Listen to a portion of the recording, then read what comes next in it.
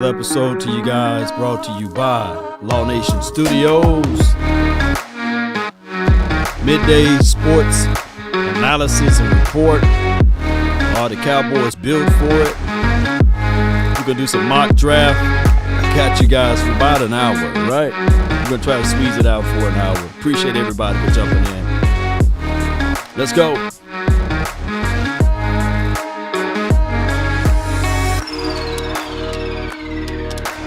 Appreciate everybody that supports this channel. Be sure to hit that like, share this content. Salute to the Facebook gang.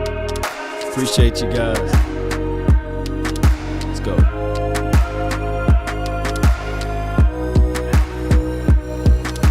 Yup.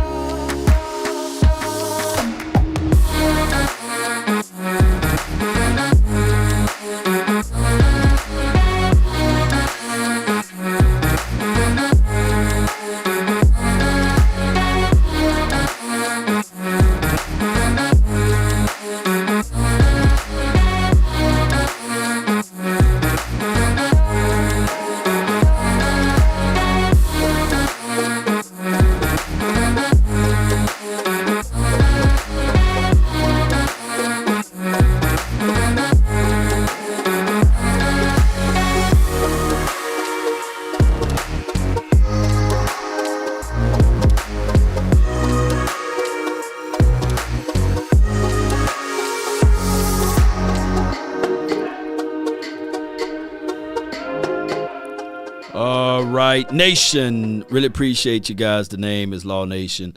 All right, so Cowboys, are they built for this moment? And it is really, the topic is around playoff time. And the moment, the biggest and the brightest of the stage, it appears that the Cowboys somehow found themselves on the outside looking in. Like, hey, it's supposed to be the big moment. We supposed to be here. And it seems, and if you guys can level with me, that the same thing been going on over and over again for over 20 years, that the Cowboys dissipate at this moment and disappear, right? But they brought up an interesting topic on 105.3 The Fan. Shout out to those guys about this. And, of course, what should we do to correct this down the line? Should we narrow things down and say, okay, we need to target more to Amari Cooper? Or should have been narrowed down to say, hey, we know we're not getting a lot of running yards out of Ezekiel Elliott. Can we press the issue, Cowboy Nation, to put the ball in the belly of Tony Pollard? Those are the things that we have to say to ourselves. Shout out to y'all, man, that's jumping in. Cowboys fan Mayfield, appreciate you on the Facebook. He says, no big free agent additions, no success. Now, the Cowboys been known. They've been absolutely known for doing this right here, picking up multiple guys in the free agent, but not for starters, right? They've been picking up multiple guys to be the quote-unquote depth purpose guy, the system of let's just get a bunch of guys and let's see who can stick around and be a part and be that brilliant move. Right, and we try to hang on to that guy. We don't really dance in the free agent. That's not our game. That's not our angle there, unfortunately. And when we look at the last 6 or 7 Super Bowl winning teams, the team that won the Super Bowl or teams that went to the Super Bowl in general, they made big splashes in the free agent. You can literally go down the list and pinpoint every single Super Bowl game, and you can point out the free agent that happened during the off season.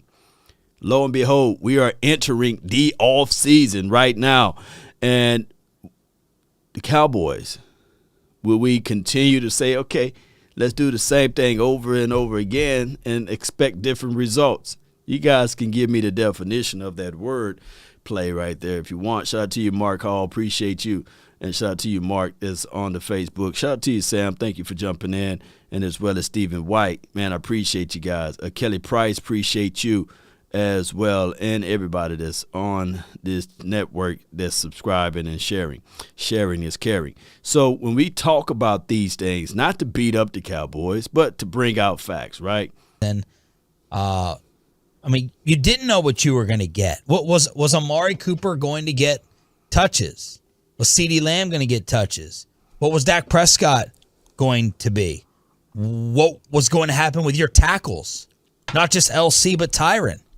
Zeke going to finally run for 100 yards? Tank Lawrence? Like Randy Gregory? I think we knew you were going to get out of Micah. And that may be, like, if you had a confidence meter on what guaranteed performances you were going to get, it was going to be Zach Martin, 1, and probably Micah Parsons, 2. And I love what Dion said there, like, and Michael Irvin echoed it. You know, your stars got to show up when it's time for the stars to show up. No, the star. All right, so what they talking about is what Dion Primetime said about the Cowboys. And this is harsh talk, but it's needed and it's necessary. Let me see if I can pull this up for everyone to see. Appreciate you for your patience here. So Prime pretty much said that the Cowboys are choke artists. And you can't argue against it, right? He says Deion Sanders on why the Cowboys choke. They're not built for the moment. And it's not like, oh, back in my day, old man with the gray hair, with the 3 teeth, back in my day, get off my lawn type of guy. No, this is facts right now. Prime Time said they're not built for the moment. Back when the Cowboys were the Cowboys. You get that? Back when the Cowboys were the Cowboys, you never doubted if Troy Aikman was going to show up or if the offensive line, and he trying to group all of those boys together, Emmett, Michael, Moose, Charles Haley, Tony Tolbert, Leon Lett, Dion himself, and Woody.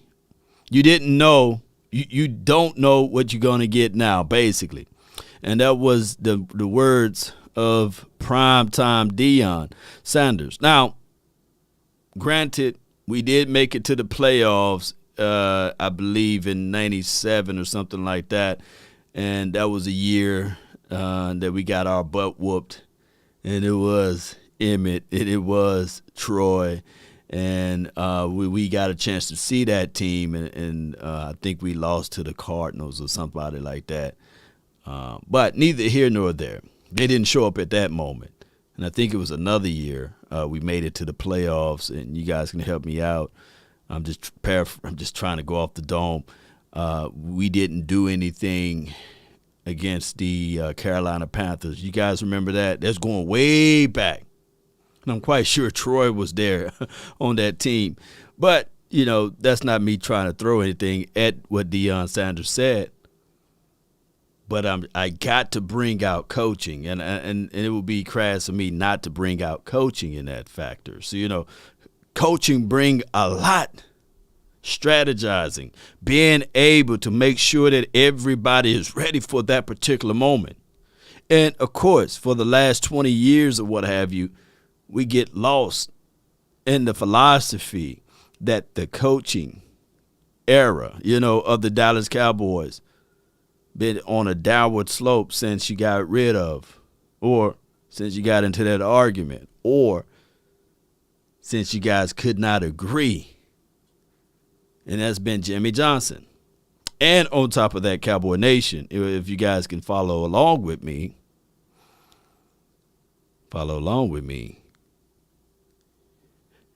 there could be something deeper. It could be. It just could be. Like people like saying, no, that moment is just too big for the boys, right? But the deeper part of it, man, go ahead and put Jimmy Johnson in the Ring of Honor. I mean, release that stronghold that we got on this team. It got to release the stronghold, baby. All right, let me listen to the more of this. Stars do have to show up, and I'm gonna ask you something in a second. It's amazing. Here comes the butt. But well, I'm just saying, so every team that loses wasn't built for the moment. Well, I think that, when you have this, you're talking about this for 20 years now. Not 20 years. This group, like for the last 3, 4, maybe for the last 3 years. Like the Bills lost this year. They were certainly built for the moment. Right? Yes. The Chiefs. Yes. Yeah, like, even so, yes, I get it after 20 years. I mean, in the AFC title game and Buffalo in an epic one, and Buffalo's still pretty new. Mm-hmm. Right. This group has been together for a while, which is what Emmett was talking about. Like, Sean Payton, if he comes here in 2 years, then are you still going to have your same core? All right, so they're talking about core. When is time to break down this thing? I did the previous video, Scorched Earth, right? When will it be time to break this thing all the way down? When will it? How would you go about doing it? Who is ready? Look, let's be real with ourselves. Who is ready to see this team being broken down? Meaning that you get rid of Ezekiel Elliott. You move on from Dak Prescott. You change out all of the wide receivers and maybe just keep CeeDee Lamb, right? Because he's still new and he's still young. Or would you like to see this team, hear me out, would you like to see this team 100% without any Jason Garrett influences? Would you love to see this team basically with brand new everything? Because when you kept Kellen Moore, one can argue that you kept Jason Garrett. And I'm not trying to throw anything at Kellen Moore. Ezekiel got to run better. The offensive line got to perform better. Dak Prescott for dog sure got to throw better, right? He's not unscathed or he's not left without a blemish. Right? Because I thought when you start something new, you clean house with everything as it relates to the influences. The person that's in control of everything. And that's the coaching staff. Would this team been better off saying, you know what, Mike McCarthy, we like what you're talking about, but we kind of ran this program before for the last 9 years.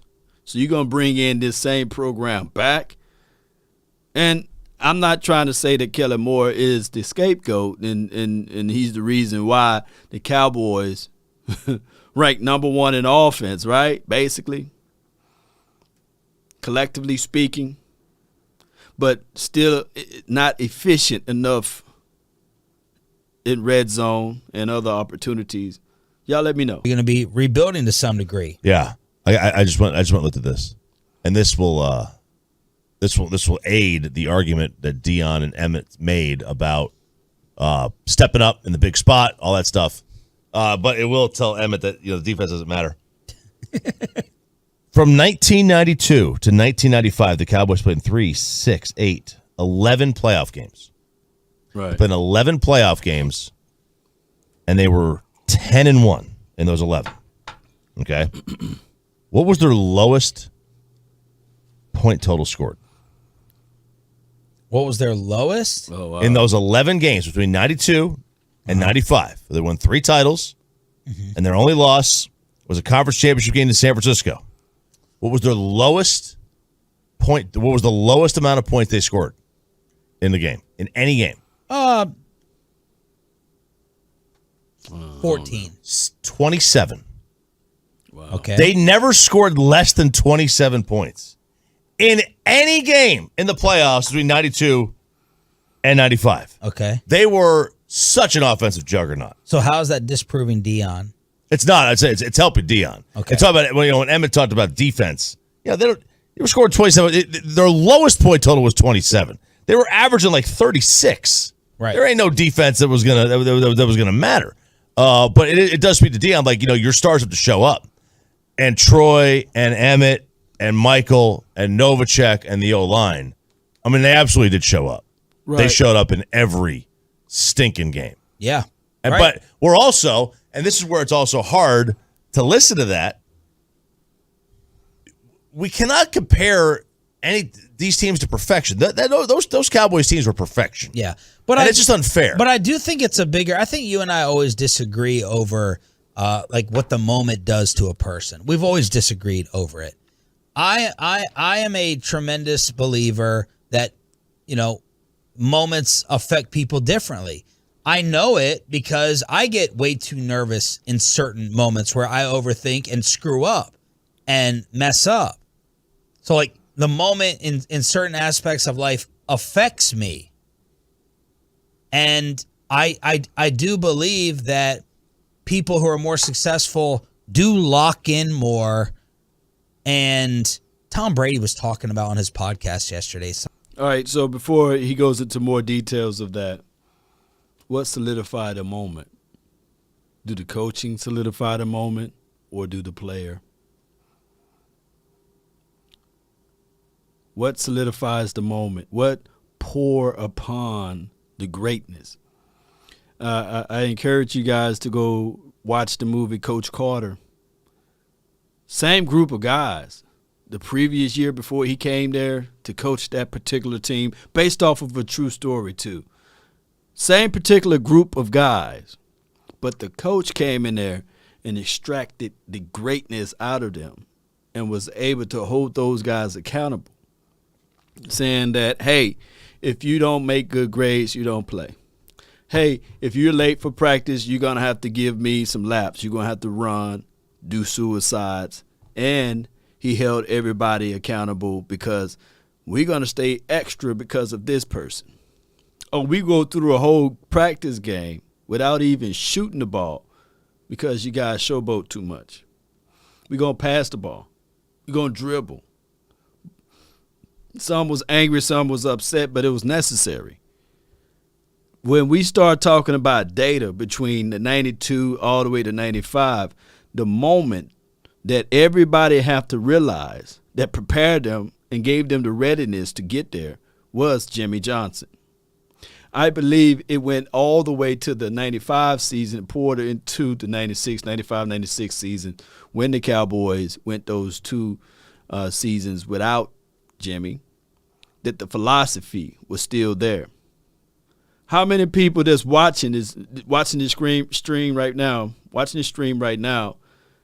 that they hung around their grandfathers or they hung around some old folks so long that some of that spirit from them is on you, right? They were like, Daniel, man, Rodriguez, you in the chat, man, you act just like your dad.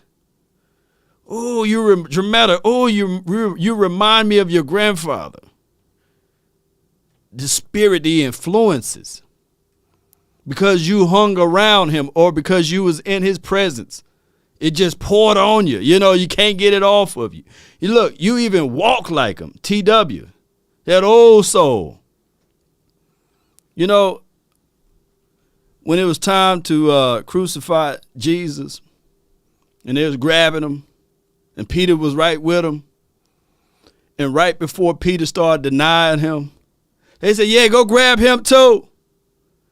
They dressed alike. Nah, man, I don't know that JC guy. I don't know Jesus Christ, man. I may know James Christ, but I don't know Jesus. No, you do know him. Y'all dressed alike, man. Y'all wearing the same sandals, They even walk alike, man, and he's trying to change it up as much as he could. Try to get out of character. Y'all even talk the same. And then he started cussing. Yeah, that's him, Yeah, that's him. But he like, no, I don't know him. But he hung around him so long that he began to walk like him, talk like him, probably look like him. They probably had the same beard, right? Because when you hang around greatness, baby, it just reaches out and it grab hold to you. Jimmy, look, I get it. Only have 2 Super Bowl rings. It took him, he only had a 5-year contract with the Cowboys. In 89 and 90, yeah, we wasn't doing anything, but we was building, baby. We was building. Steve White, you're right. Troy did coach that 95 team. Yeah. But some people will not understand that. And the residue that was left with Jimmy was still present with the Dallas Cowboys. And we going back and forth talking about, look, I can say this right here. the residue of Bill Parcells spilled over, and it touched everybody in that 2007 Dallas Cowboys team. It did. They was built for it. But the moment that it faded away, kept fading away, some of the principles washed away. They lost sight. They lost focus. There's no way on this blue earth or green earth, depending on how you look at it, flat or round, that if Bill Parcells was coaching this team in 2007, that they would have went, a few of those players would have went to Cabo. Ain't no way. That was your moment. But you're not built for it when you start to say, well, I wanted to bench press 225 7 times. I got to 7. Now I can eat me a gallon of ice cream and I can stop working out. Because I hit my number. I wanted to hit it 7 times. No, you got to keep going. And say, next time I want to make it 10. And see, the Cowboys, they get settled in their comfort. Appreciate you, Peter, for sharing. They get settled in their comfort. And that was the main reason why Jimmy got into his first argument with Jerry about the level of comfort. Jerry wanted to make it comfortable for Troy. And Jimmy was like, no. He threw 2 interceptions. I'm ready to put it on him. I'm ready to give him some hard coaching. But when Jerry stopped his marketing situation, and I'm not saying that it's all Jerry, because he can't help himself. That's just how he's built. Brilliant guy, by the way. He said, no, that's the star franchise quarterback. He speak glowingly of him when it was time to chastise. If you think I'm wrong, sometimes people walk around and they mad and they angry because things tend to not go their way. Just understand, the man above chastises those he loves. And he would never put more on you than you can bear, you know? Because of the accountability and the responsibility is right within. But this team, it tends to be, everybody got a sleep number. Everybody got a comfortable bed. Some type of like commercial or cartoon that it was like a cartoon or a TV show, and it was just like looking dead straight ahead, right? And I do think that Tom Brady and some people have the ability not to worry about a tweet or worry about compartmentalize. You gotta be, you know what I mean? A sociopath. Like that's a skill. I wouldn't have that same ability or skill. I would be, searching my own name like Baker Mayfield on social media. So, getting ready to do the biggest broadcast of your life. If I was hosting, the Super Bowl coverage on Sunday, I would worry about like my first minute of not stuttering as a broadcaster. Right. I would. That's me. And I do, and I don't know how that doesn't apply to sports. And I do think the best of the best focus more, lock in more, make less mistakes. And I just think we were littered with that with the Dallas Cowboys throughout much of their second half of the season. Look, I don't disagree that there are certain moments that are bigger. You can't tell me for someone who's never won a golf tournament or a major, they're walking up the final hole that everyone feels the exact same, and that some are going to overthink it. And then what's my fourth mechanic that I need to remember for the swing? Remember not to choke. Remember to breathe. And you go through all these little mental steps in bigger moments. Guys at the free throw line, there's a reason that they come up short a lot of times. And I don't know, just feel like the Cowboys, they lack that. Well, that is a great analogy by Sean and RJ. And my thing is this, Cowboy Nation, who prepares you for that moment?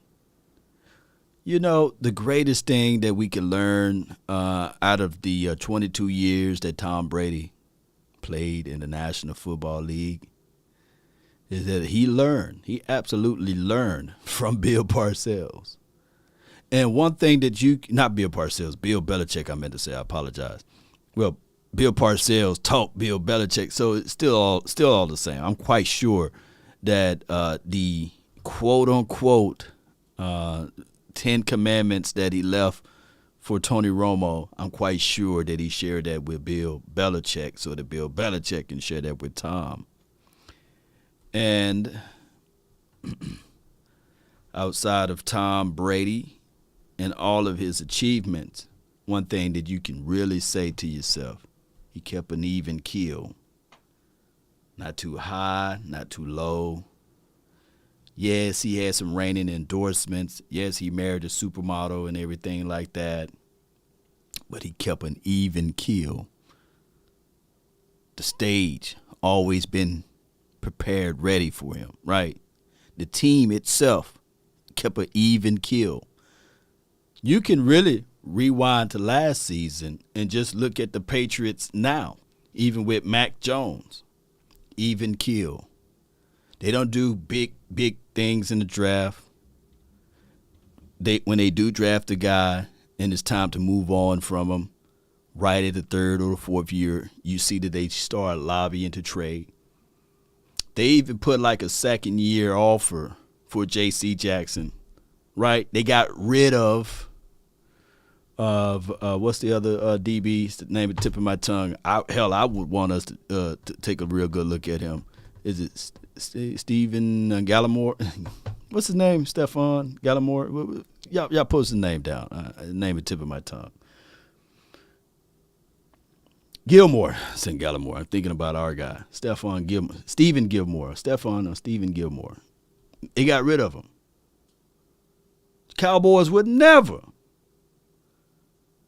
Stephon Gilmore. Appreciate you, man. My mind is everywhere. It's on our Cowboys right now. Cowboys would never do that.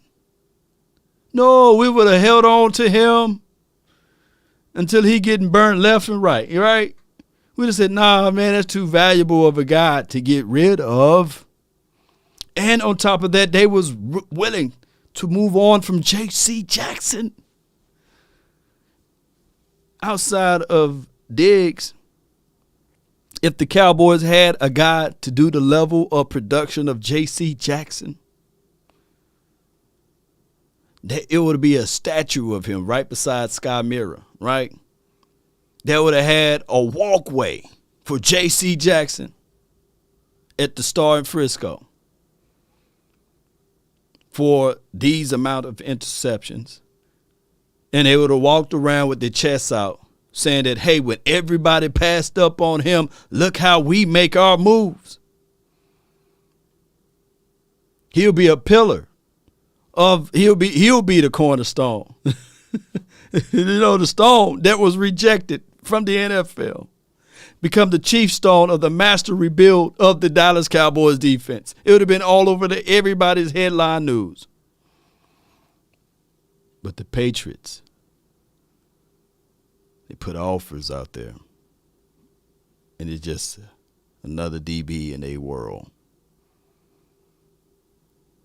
Building for the moment. Now, the Patriots got thumped when they made it to the playoffs, but I'm quite sure that they don't have thousands and thousands of topics about their quarterback, about their philosophy and their scheme on the offense and the defense this offseason. They rebuilding right now, and they saying, okay, we going to get right back to it for the 2022 season. Whereas this total chaos over here. Do you shop Ezekiel Elliott? Do you restructure Ezekiel Elliott? What we gonna do with DeMarcus Lawrence? Right? Should we go out there and grab another wide receiver? The Kellen Moore situation and scenario, we kept him. They lost. The Patriots lost their offensive coordinator, and they already finna build another one. That in 2 years, there will be people banging on the table looking for him. Watch. book it. Whoever the Patriots, I don't know their infrastructure, but in 2 years from now, he will be the hottest thing since sliced bread. The next best thing since sliced bread, I meant to say. Because they built for it. They understand the moment. Cowboys, we are just wandering around in the same spot in the wilderness for over 20 years.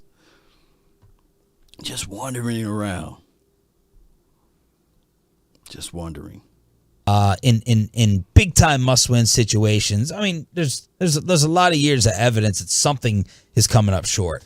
Yeah, and I think some of that is, maybe they're just overhyped, not good enough. Who knows? But yeah, look, I don't think it's that there's no such thing as bigger moments. Mm-hmm. I just think that it's you never know. You have no way of knowing who is going to fade and who is going to prop themselves up, and you have no idea when that's going to happen. So I can't really use it.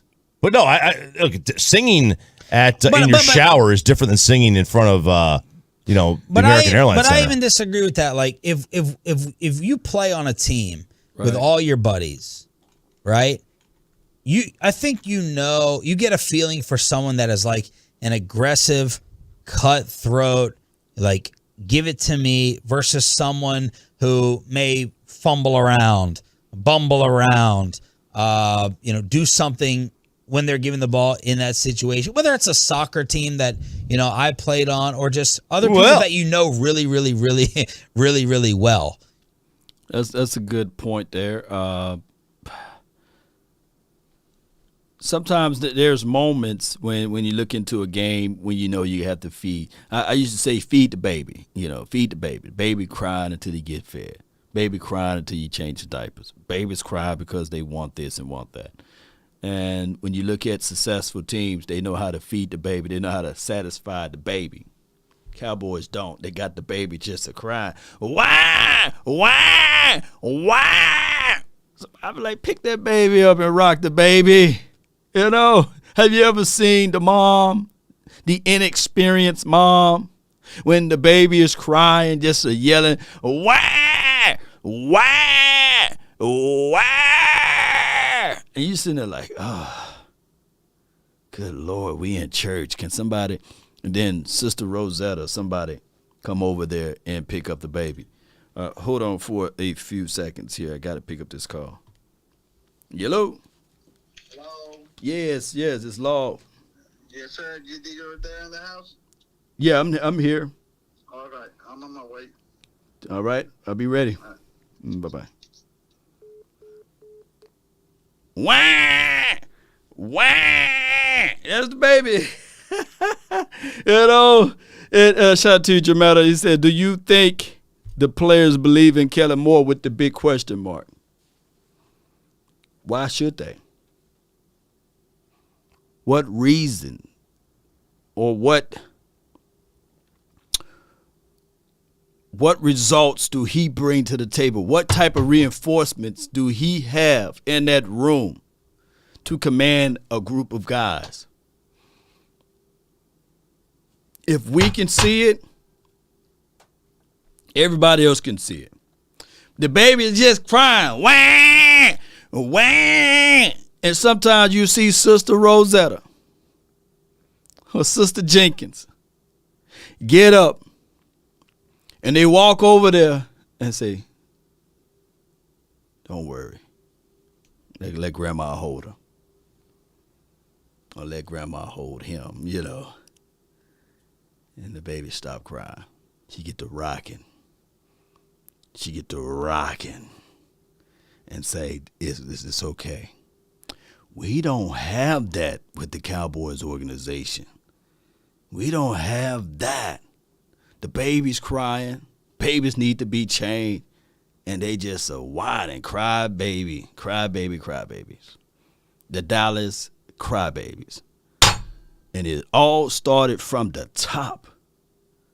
When the head coach talked about the aficionados and allowed his troops to get in front of the podium or behind the tweeter machine to talk ill of the aficionados, even though it's truth. even though it's facts, you should not allow that. Let the podcasters, the Facebook people, let the Cowboy fans talk about that. But not the head coach.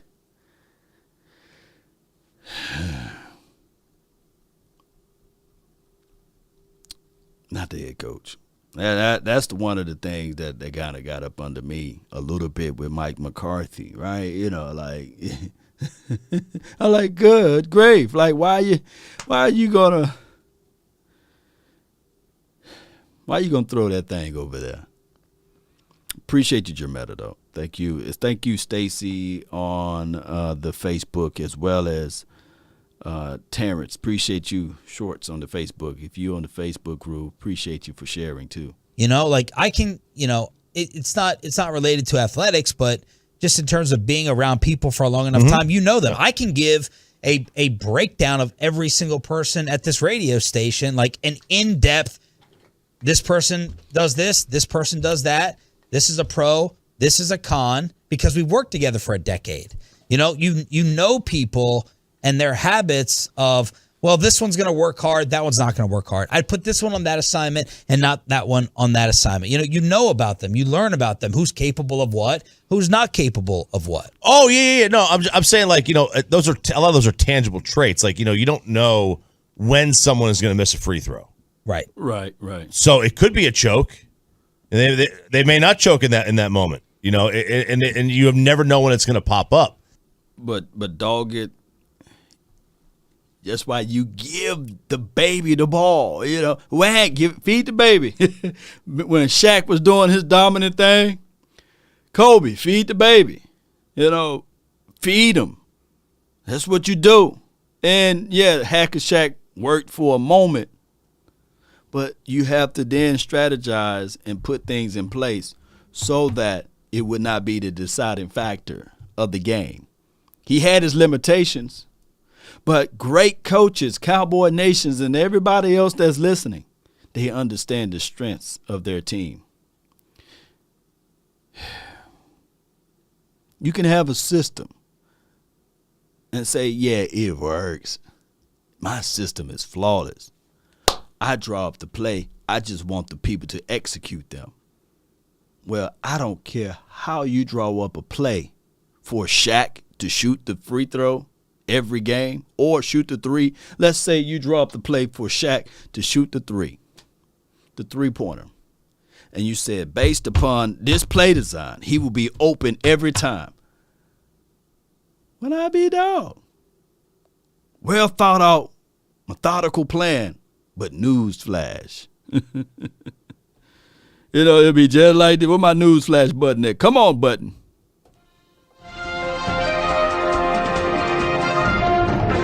The LA Lakers drew up a great game plan for Shaquille O'Neal to shoot the three, but guess what? He still missed left and right. Oh, my goodness. You guys got to understand that. So what I'm going to do, I got to let this guy in the house. He's pulling up now to finish doing up some construction work.